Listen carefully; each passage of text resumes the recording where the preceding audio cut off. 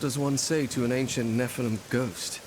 I suppose you start with... Naughty, naughty. Hello, my friend. Stay a while and listen. What's going on YouTube? It's Filthy, and we're back with another Diablo 3 Season 35 video. This is Mundungu Torment 16 Witch Doctor build. This is how I'm currently farming my keys on Season 35, just because I fancied playing a little bit of Witch Doctor this season. It's quite fun, it's quite fast, pretty easy to set up. So before we get going, guys, as always, a thumbs up brightens my day. Now, Season 35 is a funny one. We obviously get a bit of power and a bit of move speed, but overall there's nothing really kind of massively affecting this build. So if you want to play it off season, it would pretty much be the same. It just isn't going to be quite as good. You would need slightly better gear or slightly more paragon, but we are crunching T16 fairly efficiently with it. So let's have a little look-see at the gear. Now, I've basically rolled a whole bunch of gold find on it because I'm trying to do SSF all 7 classes, so I need a lot of augment gems, so I really want to empower every single riff that I do. But in general, obviously it is the usual kind of stats that we like, which is double crit, attack speed is really good for Mundunugu, spirit barrage damage on boots and on the helmet if you can get it. But this gear is, it's like a seasonal character. I'm mostly playing DH, so it's not great, so we don't have an ancient weapon. Obviously we'd normally make this primal. We do have an ancient offhand, but again, not amazing. What does Mundunugu do? Well, the 2-piece Big Bad Voodoo now follows you and lasts twice as long. We can pop this. It does give us a little bit of extra damage, so we kind of really only should be pressing this for elites. It's on a big cooldown, but we are pushing a little bit of cooldown reduction in the build. 4-piece, we get 60% damage reduction. For Torment 16 farming, we near enough always take a boon of the Hoarded Legendary Gems, so that when enemies get killed, they drop gold. We pick it up. Gold Rack gives us almost infinite armor. Just make sure Abrespand on the follower, and that will give you the fantastic pickup radius, and you will be pretty much immortal, can't die, which is pretty nice. The 6-piece Spirit Barrage deals 17,500% damage plus an additional percent equal to 5 times your mana regen per second. That makes mana regen an okay stat. I'm not entirely sure as to how it works in terms of whether it would be better to have crit and spirit barrage damage. I suspect it probably would be better to have crit than mana regen on the helmet, but as I say, work in progress kind of build. So that's what the 6-piece does, just a bunch of damage on spirit barrage. We're going to buff it up with the Gazing Demise. If you watched the first episode of my SSF playthrough on Witch Doctor, you will know how powerful this item is. Spirit Barrage basically gets 150% increased damage, gains the Phantasm Rune, which is brilliant, which is these little things that spin around, which is really nice. And the Mana 2 Spectre, which is the thing above my head here, attacks twice as fast. That is because we're going to take the Mana 2 Rune, which is brilliant because this is like, sometimes I've heard it called the Sprinkler Witch Doctor because these little blue things firing out the character will just mow enemies down for us, which is very nice. Now, you do have to turn your sprinkle on and off, kind of sort of like it just won't last forever, but it's nice. I like this because I'm an old person, so I don't have to press many buttons because this will just tends to melt things, which is really nice. The Barber is a ceremonial knife. This is, of course, mandatory for a Witch Doctor Mundunugu build. So instead of dealing direct damage, it now accumulates on the target. When you stop casting it, will explode for like 500% damage to every enemy within 15 yards. So nice, like big AoE on that. We're going to also take Shakrani's Triumph. This will allow us to basically infinite Spirit Walk. I do love the fact that we get the little body there for the Witch Doctor. I always thought that was pretty cool. What it will do is it won't pop us out of this until we attack 3 times. So we can, you know, there we are back in our normal form. When we do pop out of it, we get up to 100% damage. I've got a really bad rolled one, but it is ancient, and it does have my gold find, which I like. So again, I'll replace this at some point. If you get to an elite, it will automatically stop you. So you will pop out into your normal form, and then you've got that increased damage as well. So it doesn't really matter. You can do the Gazing Demise on the character. You can do the Shakrani's Triumph on the character. Just, you know, ancient, because obviously it does have a damage roll on the top. So that does help out. Now, most regular monsters will get crushed by this build, but elites will take a little bit more. So what we are going to take is the Ring of Emptiness. Basically, we get up to 300% damage to enemies that are affected by Haunt or Locust Swarm. We are going to take Locust Swarm. I haven't bothered putting Haunt in. I suppose theoretically you could do, but all we need to do is left click, and we get this little locust swarm stuff, and it will basically be 300% increased damage.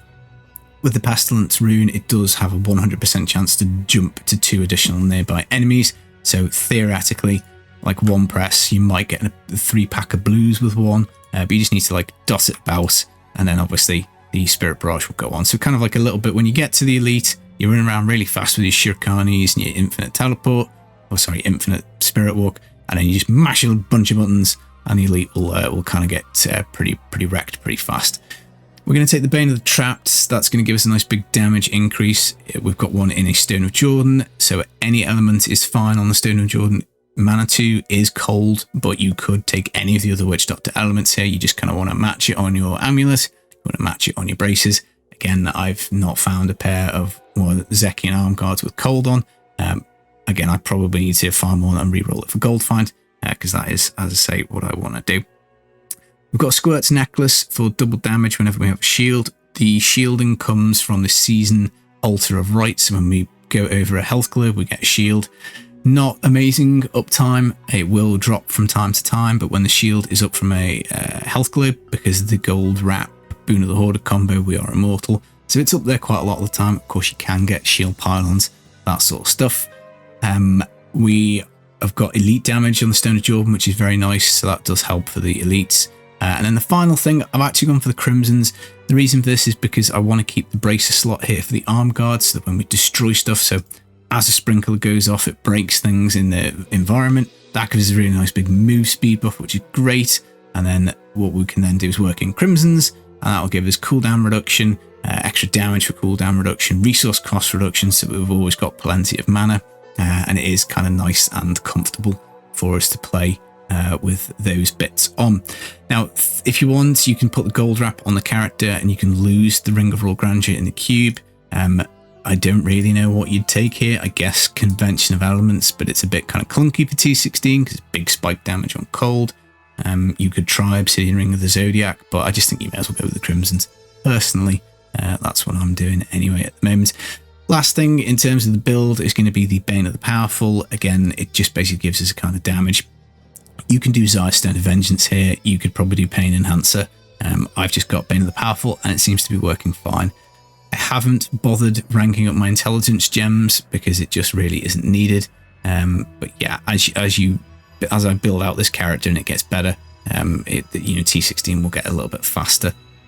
But yeah, you just kind of want to be one-shotting stuff. In terms of the skills, we've covered the left-click Locust Swarm for the extra big Ring of Emptiness damage. We've covered Mana 2 for the Sprinkler damage on Spirit Barrage.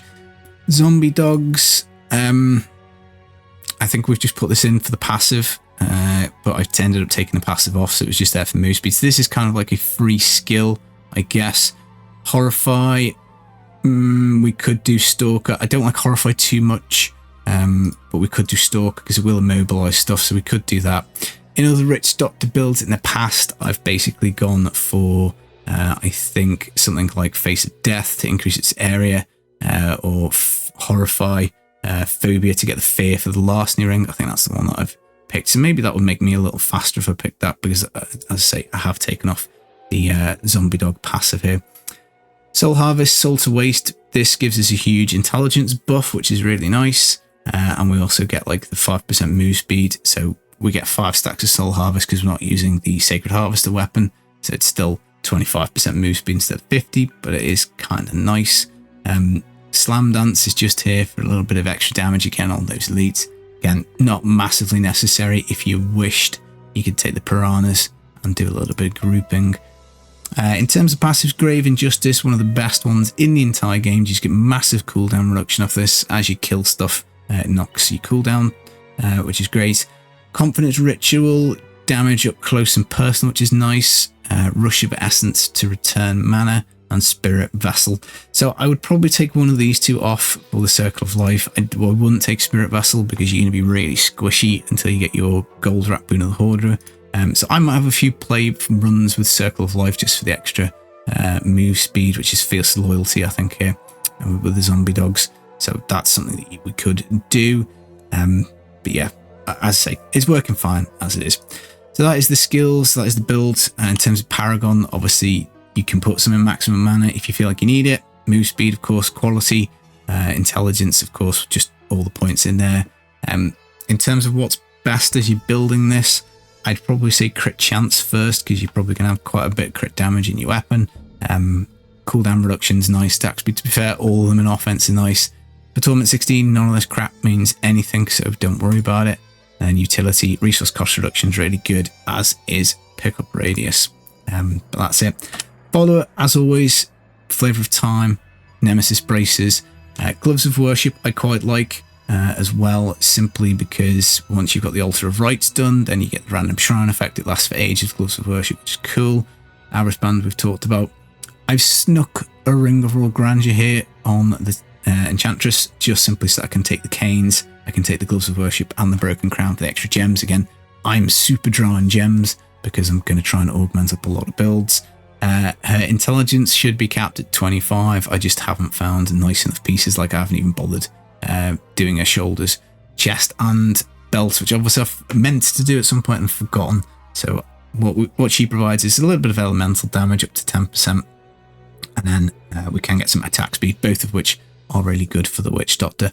You could take the cheat death here if you wanted, instead of putting it on the passives, so you could work in your move speed passive there. And that is it, guys. Works really well. Now, I'm not saying this is the best Witch Doctor key farming build, because I would like to try out Jade for keys, because I think that looks quite interesting.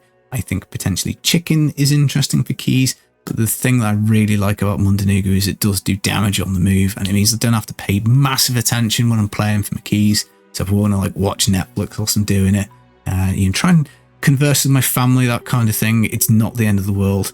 I don't need to be like constantly pressing buttons. So yeah, pretty fun one. I do set it up most seasons, and it just allows me to get some Witch Doctor gear, allows me to get some intelligence gear for the Enchantress across my various different characters, because I can't be bothered moving the gear from one follower to another.